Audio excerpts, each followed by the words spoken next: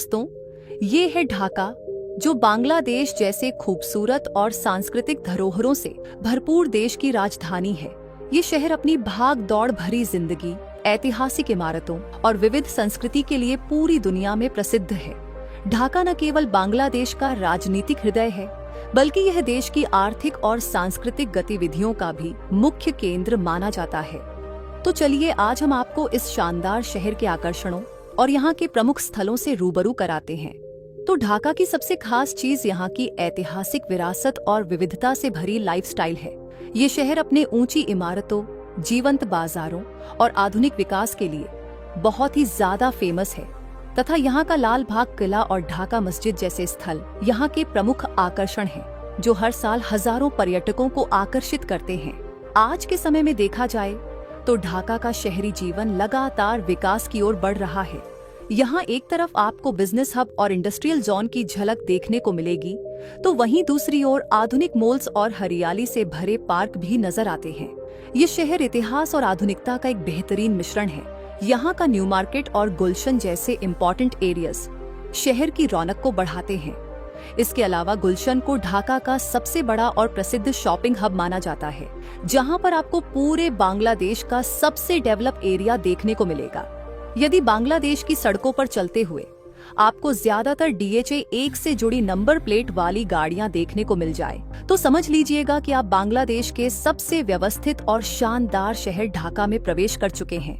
ढाका बांग्लादेश का वो शहर है जिसका इतिहास न केवल मुगल काल से जुड़ा है, बल्कि यह लंबे समय से आधुनिक बांग्लादेश के निर्माण में महत्वपूर्ण भूमिका निभाता रहा है। 17वीं शताब्दी में मुगलों ने यहाँ का लाल बाग किला बनवाया था और तभी से यह शहर लगातार तरक्की की राह पर है तथा आज के दौर में ये बांग्लादेश का सबसे पुराना और महत्वपूर्ण शहर भी माना जाता है। वहीं दोस्तों, जब बात हो रही हो ढाका की, तो यहाँ के स्वादिष्ट स्ट्रीट फूड को हम कैसे भूल सकते हैं। तो यदि आप कभी ढाका की यात्रा पर आएं, तो यहाँ के दम बिरयानी, फुचका और रस में डूबे रसगुल्ला का स्वाद जरूर ले। यहाँ की गलियों में मिलने वाला खाना आपको बांग्लादेश की असली खुशबू और स्वाद का अनुभव देगा। लगभग 306 वर्ग किलोमीटर के क्षेत्रफल में फैला ढाका शहर आज अपनी तेज रफ्तार जिंदगी और बढ़ती आबादी के लिए जाना जाता है।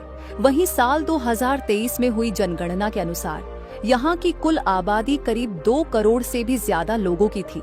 यहाँ महिलाओं और पुरुषों की संख्या में संतुलन बना हुआ है।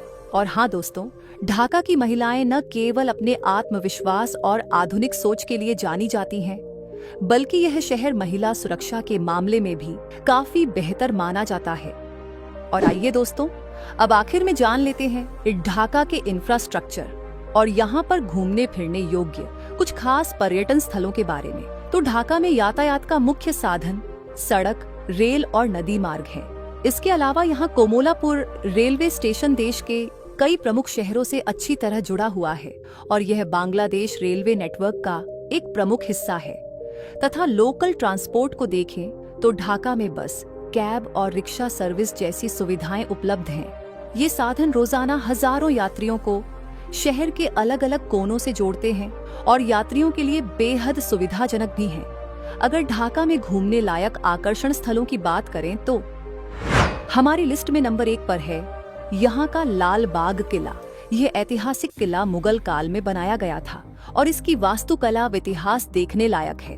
यहाँ आप पुरानी इमारतें, बाग बगीचे और एक म्यूजियम भी देख सकते हैं, जो मुगलों के समय की झलक देता है तथा शाम के वक्त यहाँ की रौनक और भी बढ़ जाती है।